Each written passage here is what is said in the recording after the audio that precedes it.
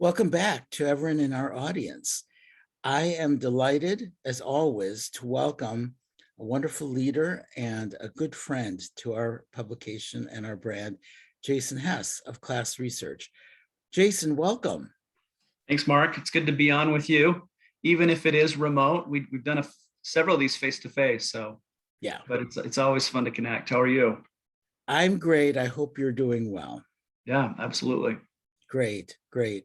So Jason, even though, as I've said, you're super famous, if you could just briefly share with the audience your role and a few words about Class, and then we'll talk about a number of subjects related to EHR satisfaction and use. Okay. Yeah, thanks, Mark. Jason Hess, I've been at Class for almost 19 years. We've been around for 25 years, so I was one of the early folks at Class. I think I was employee number 9.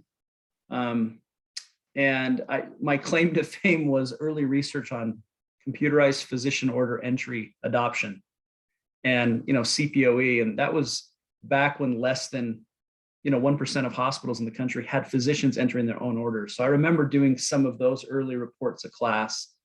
And that's kind of like this forgotten notion now because the physicians are so engaged in the EHR now. But that was kind of where I cut my teeth, and I've grown up through the organization as we've grown. And about 3 years ago, I started focusing exclusively on the Arch Collaborative, and would love to talk more about that today, and then some of the data that we're seeing come from that, all those providers who are measuring. Right. And can you just in a few words share with the audience what the Arch Collaborative is for those who may not be familiar? Yeah, I was speaking with a big health system yesterday, and they posed the question. They said, we've been so heads down with our EHR, we don't know how happy we are. We're 2 years out of the gate, so we're live. We're trying to keep up with upgrades from the vendor. And this particular CMIO said he gets all the bad news from physicians who are frustrated. But he said, but certainly that isn't everybody. And so it would be good to know, is that indicative of the whole population of clinicians at my system, or are some actually pretty happy? And if Class could help with that, that would be helpful to know. So that's exactly what the Arch Collaborative is. It's the ability to send out a survey to clinicians that we run on behalf of the health system, and then be able to give them a net EHR satisfaction score or benchmark that shows how they compare with others like them. Same vendor, same size, same specialty. And then once we have that data, help them know what others like them have done to be able to improve their satisfaction. What are the best practices, evidence-based practices that we've been able to validate from hundreds of health systems who've now measured? Yeah. And just give everyone a sense of the scope now, you're actually global. Yeah, we're measuring in 10 countries now. It's most of this is the United States. Yeah. The enterprise vendors have really embraced this. Some of like the Cerner and Epic and some of the big enterprise vendors have put us on stage at their vendor events, and that's been great. I think the reason they like having that partnership is sometimes they get beat up for not having an EHR that's usable. And I can just tell you, in my almost 20 years of watching this, they are way more usable. Vendors are doing way better. But sometimes compared to other non-healthcare apps or experiences that we have on the computer healthcare, because of the complexity, sometimes lags behind. And I think sometimes that's the lens that we look at EHRs through. Like, this is not as easy as booking travel. Well, yeah, because it's healthcare, right? So to compare the two, I don't know if that's fair.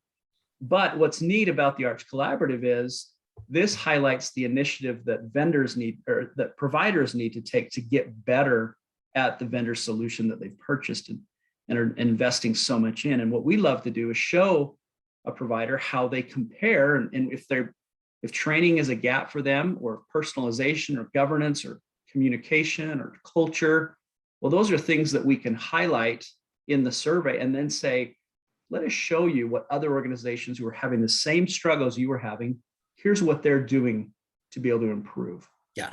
And the vendors love that, because they're like, yes, you're with data, Class is guiding providers to be better users of the software. Exactly. And one of the absolute key things, I know you've mentioned this in past appearances, one of the absolute key things is you and your colleagues at Arch Collaborative have found a gigantic difference between when you look at satisfaction and you look at very low levels in certain organizations and very high levels in others. Yeah. There are some really key differentiating factors. I mean, I know there are organizations in the middle, but when you look at the extremes on the spectrum, and just share with us real briefly what those are, and then we're going to talk about some recent research you've been doing. But when you look at the organizations, patient care organizations with extremely high satisfaction with the EHR among physicians, and those with extremely low, what have you discovered the differences in terms of what they're doing or not doing? Yeah, the three most important factors that we see again and again, year after year, measurement after measurement, and this plays out internationally as well. And yes, we are measuring some of the same enterprise vendors in different countries around the world, but even, you know, international players that we don't measure in the States, this plays out with them as well, which is interesting how that translates. But it really comes down to training, to personalization, and to governance.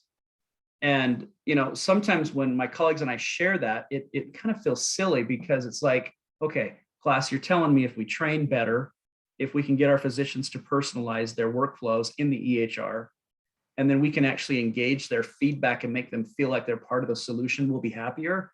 And we say yes. And they're like, well, that's so obvious. Everybody knows that. I mean, it's just so commonsensical. And yet here we are almost 5 years into the Arch Collaborative, and that still remains a big challenge with some organizations. Yeah. So much so that sometimes when we ask them, is this compelling?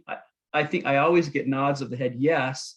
But then the next question is this something you're ready to take on? Right. And that's where it can be challenging. Politically, if they're not aligned, if they don't have the humility to want to go measure and admit that perhaps there are some gaps there, it could be people's jobs on the line.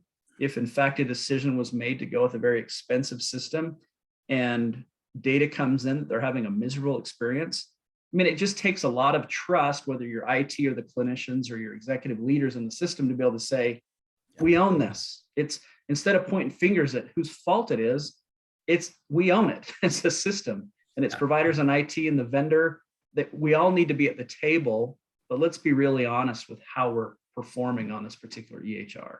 Yeah. Those are some of the things we see. Absolutely. Jason, if I may, I've never brought this up before, but something struck me just now about what you were saying, that, which I've heard before, and it's always great to hear. People can know something and yet not be able to execute on it.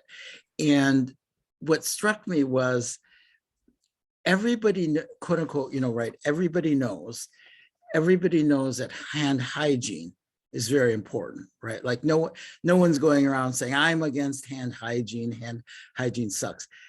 What researchers have found is, yes, quote unquote, everybody knows, but in practice, in some patient care organizations, now the pandemic has changed that, but in some patient care organizations prior to the pandemic anyway, there was pretty lax culture around hand hygiene.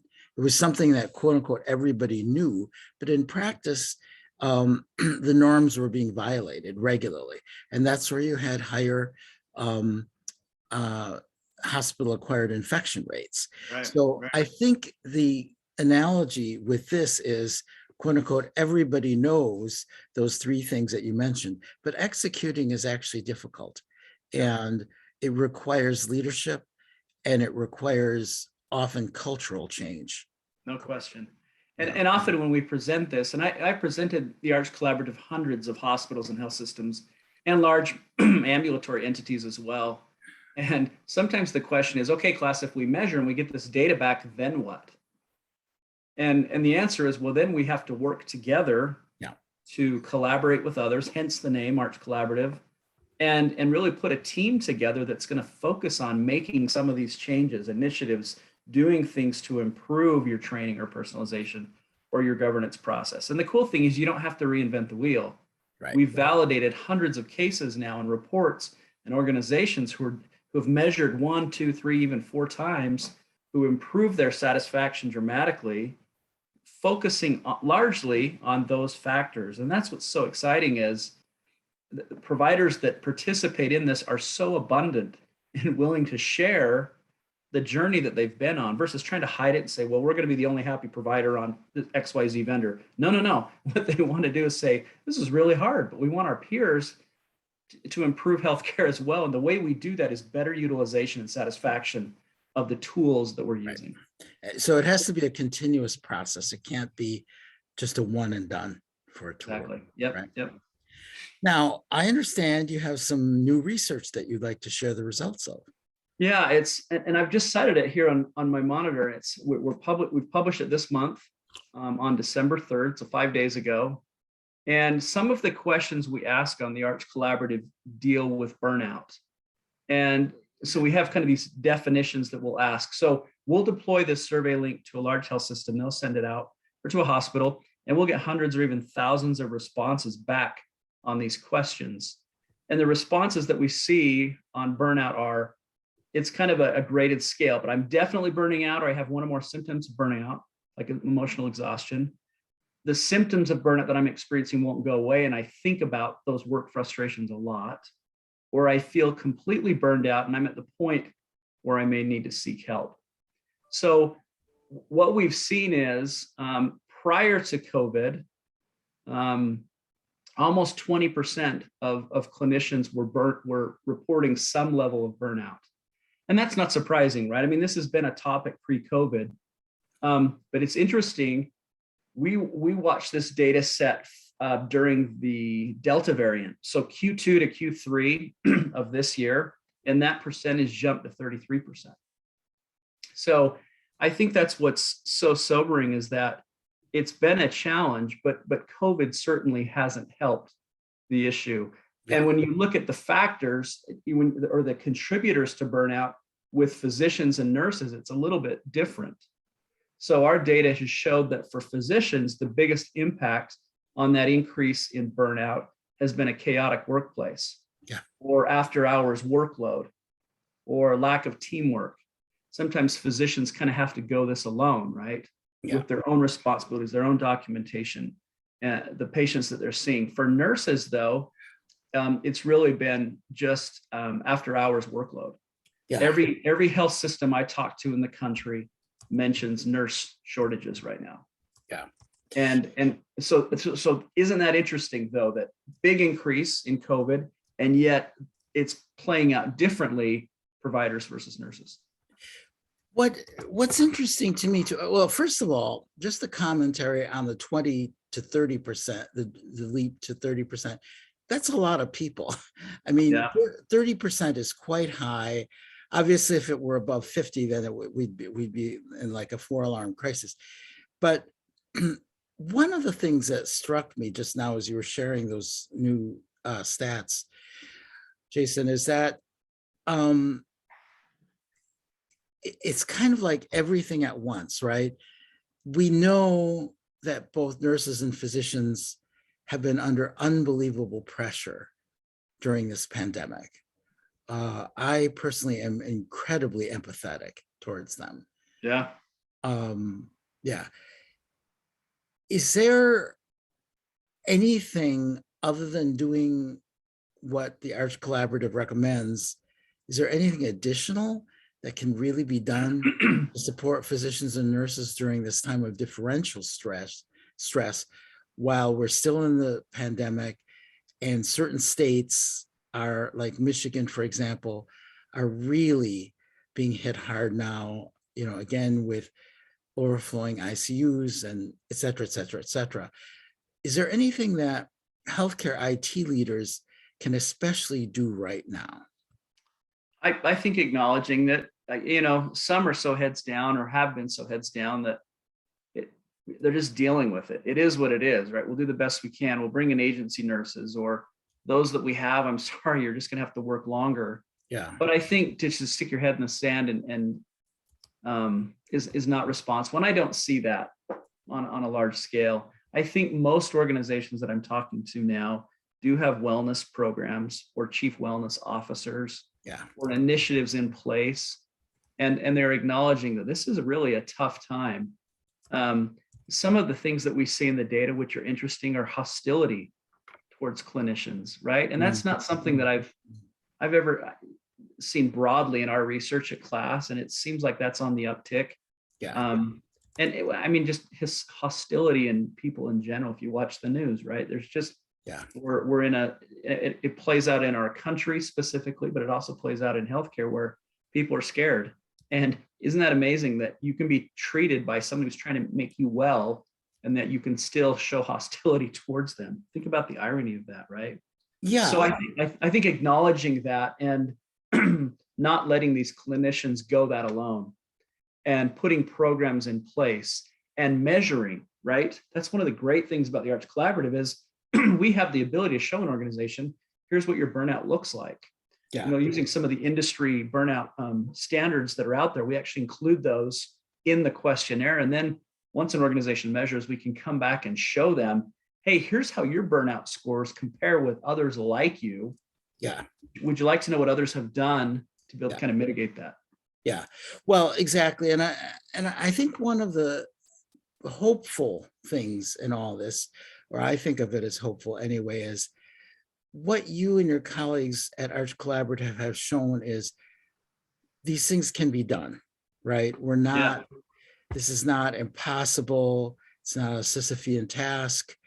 And I think, again, it goes back to culture. When you look at how stressed the clinician cultures are right now in hospitals and health systems, can you just opine a bit on the connection to, you know, the need to at least make physicians and nurses' lives as easy as possible, and remove burdens and frustrations to the extent we possibly can, especially at this time? Yep, absolutely. So one of the things we do with the Arch Collaborative is we like to take EHR data, like how the EHRs are being used. For example, Cerner has Advance or Lights On, where they can go out and monitor how their clinicians are, and I've seen this with physicians especially, what their practice patterns look like, how much documentation they're doing after hours or pajama time. What do their chart closure rates look like? Are they letting it build up, right? Same thing in Epic, like with the PEP data or the NEAT data on the nursing side with Signal, we can see the same kind of a thing. How good is this physician at actually utilizing the EHR? And through the survey, one of the fun things is to be able to, with those same individuals that are being monitored, look at their Arch Collaborative responses. If they'll acknowledge their identity, and hopefully they will. If they do that, then we can tie the two together and we can start. And a good example is a friend of mine. I love to share this story, but a good friend of mine lives a block away, runs palliative care at Intermountain Healthcare, is one of their hospitals nearby. And he's a good friend. His name's Gary.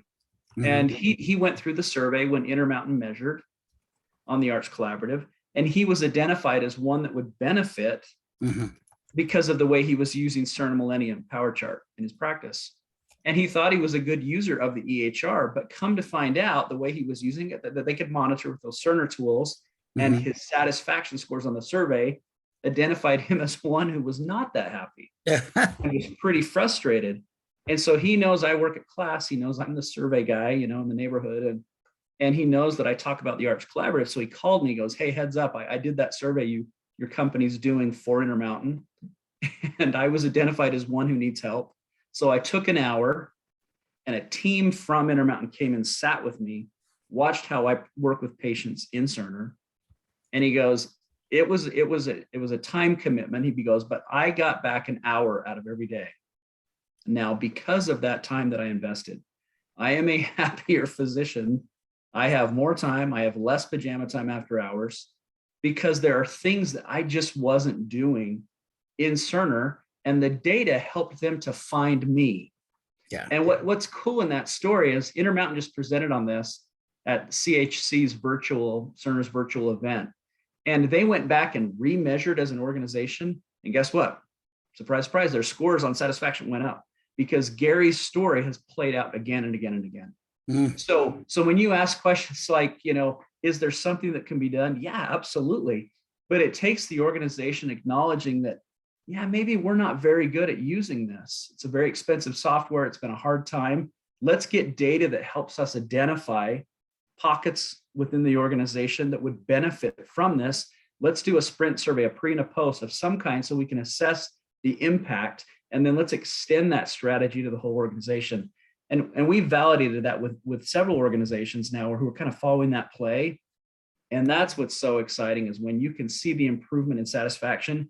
And it wasn't rip and replace, which our country can't afford anyway, right? It was just take the go for it EHR that you're on and double down on getting better at it, but use data to be able to identify where you need to do that, and specifically what are the practices that need to be employed. yeah. I think that this is a great story, Jason. It also shows that you're a nice neighbor. You're a good neighbor. You're Well, it's well. interesting. 6 of my neighbors are physicians at Intermountain because they're the big broker of healthcare in the state. And the day that the Arch Collaborative survey went live with Intermountain, I texted them all and I said, hey, you guys are always telling me what your experience with Cerner is you know that I'm in the business of monitoring EHRs. Well, here's your opportunity to give thoughtful feedback for yourselves that can then be actionable. And to hear that, how that impacted one of those 6, one of those friends of mine, and how he's now better off as a result of that whole exercise. Oh my gosh, that's what I come to work for. That's what keeps you motivated, when you can see that in that particular pocket it made a difference, and then we can achieve that in mass. Thumbs up. I'm all in. Yeah, absolutely. That's great. Just what do the next couple of years look like going forward, Jason? When you look at what the Arch Collaborative has accomplished, and you and your teammates have accomplished a great deal, how time travel us maybe 2 or 3 years forward from now, what should the landscape look like at that point? Well, it's interesting. I came on in class, as I mentioned, pre-meaningful use, right? But when ARA came into being, the Obama administration, let's stimulate the economy. Oh, one of the ways we can do that is helping automate hospitals and health systems and practices, and putting incentives in place to help physicians embrace EHRs. What a fun time to be at class, right? We got to ride that wave of EHR adoption. And then we got to ride the wave of interoperability, which is still underway, right? We haven't solved that yet. But when there's meaningful use incentives to become interoperable, to engage with an HIE, what fun research to be part of it. And there were discussions, I remember, of what is class going to do once everybody picks an EHR? What else is there to measure? Well, what's funny is we have dozens and dozens of stuff. I have it pulled up on a slide right here. Things like patient outreach, patient intake management, patient education, staff scheduling, all of these things, that interactive patient systems, interoperability platforms, computer-assisted coding is still a thing that we're watching. So when you look at imaging, enterprise imaging, what's your strategy, not just for PACS and radiology, but all the other areas that are engaged in imaging, and how do you employ that? So these are all areas that continue to grow. There's still a ton of questions that have to be answered. And largely everybody has an EHR now. And most are on a go forward platform. I think that they feel comfortable kind of going into the future on. So I think it's just, to answer your question, Mark, I think it's just more and more of, what are the Epics, the Cerners, the Meditechs, the Allscripts, what are these EHR vendors going to take into their portfolio? And many of them are taking some of these pieces in, but there still remains stuff on the periphery that an EHR vendor is not going to do. And so the ability for somebody to go out and measure who the players are, who's really doing something that's impactful, can we get data from customers using this stuff and get it out fast, so that these fledgling companies that are doing compelling things can win and stick around, and customers, the hospitals, the providers themselves, can benefit from that. So I just think it's more and more of that. Certainly, it'll be more technology like AI and things like that coming into play. But I never would have guessed that there would be these many segments that our team of researchers would be supporting But here it is. Every year there are more and more segments added to the mix. I will give one example though of where we don't measure as much. Standalone lab systems, lab information systems. Something like a SunQuest or an SEC Soft, right? Those are products that we've monitored for 20 years. Well, at some point, it's just not as compelling to measure that anymore because folks are still moving to the enterprise play with their lab system. We still have some data on that, but it's maybe not as compelling as, hey, class, can you tell me about patient portals and how to improve the end user experience for healthcare? So that's where we kind of focus the resource now. So I think it'll be more of engaging the consumer and those kinds of things. Right. And that's inevitable. In healthcare, everything is an evolution. So I think as we go into the more mature phases of this, your research, your enlightenment, your team's support of users and organizations will continue forward because we're always going to need some help. I mean, it's because, and this is something you and I have discussed many times, the EHR, as it has evolved forward in US healthcare, has never been an intuitive tool. Right. It was designed, it was developed to help, to assist physicians in performing tasks that, as we know, in many other healthcare systems are not even necessary. Because in our fee-for-service system, we have to document everything that's done. So from the beginning, it involved this strange kind of conflation of different tasks. So Right. it will always be challenging to use. But why don't we, and please leave us with a piece of advice and maybe a hopeful note. Yeah. Well, I think the good news is we are seeing, we've had 250,000 plus clinicians measure on the Arch Collaborative. So we have a ton of data. Here's the good news. Even through the pandemic, March 2020 forward, we've added 60 plus organizations who've wanted to measure. That's with all of the variants coming through, all of the challenges that I've just mentioned. And sometimes when we talk, Mark, I always bring up some of the problems. And I don't mean to be a doomsday, but it's a challenging time. But the good news is we have lots and lots of these hospitals and health systems that are coming and saying, we want to get better at this. And even though financially it's a challenging time, or we don't have as many resources, we realize this is a priority, and therefore we want to measure, and then we want data back, and we want to collaborate with others so we can really address some of these challenges. That's the exciting thing in all this. That's encouraging to me. And the story about my friend Gary, I've just seen that playing out again and again. Yeah. So I think that's the good news. I think also that the data that I shared on burnout, that's pretty challenging. And when I see that physicians are having to go this alone with not a lot of personal workload control, after hours kinds of challenges, chaotic workplace. I was on with a CMIO the other day who we were talking to about the Arch Collaborative. He hadn't left the hospital in 3 days. So he was still in his scrubs from the ICU, obviously lacking sleep. And as I talked with him, he said, you guys, I apologize. I'm a little out of it, but I haven't left in 3 days. And dealing with COVID patients in the ICU, right? And then you add to that kind of the complexity and emotion of vaccine mandates and misinformation that plays out, and all of these things affect clinicians, and yet there they are still taking care of patients. So I think my advice for providers and nurses is they need to cling together.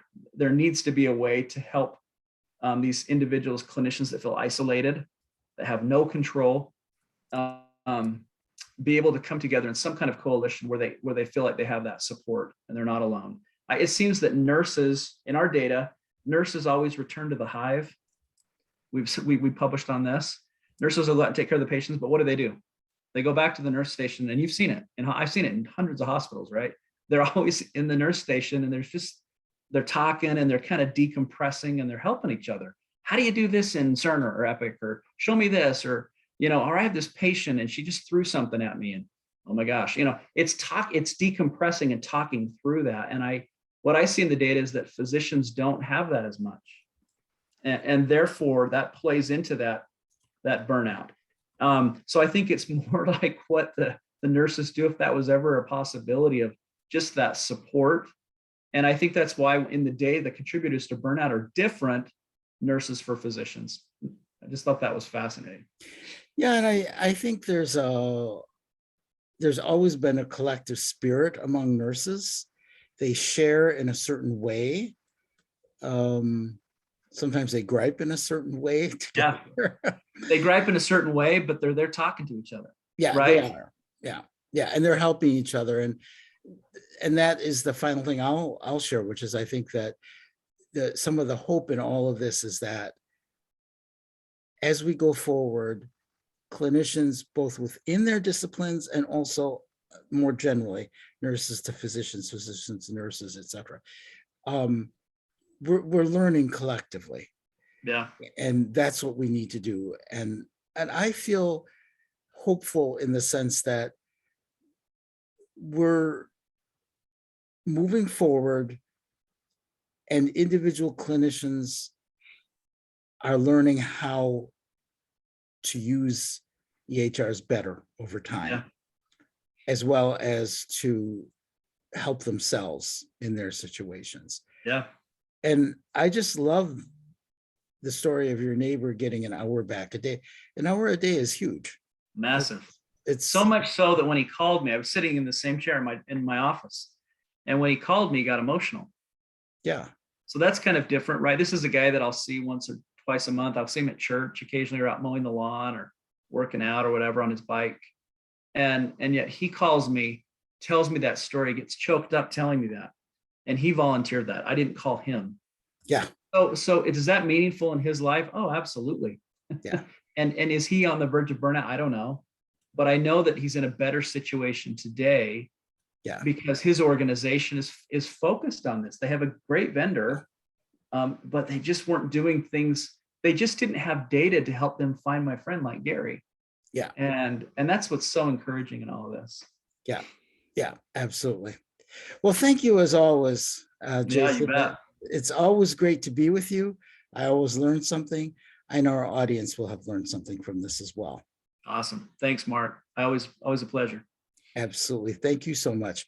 This concludes this session. Thank you to those of you in our audience who have participated. Thank you and have a great day. Great.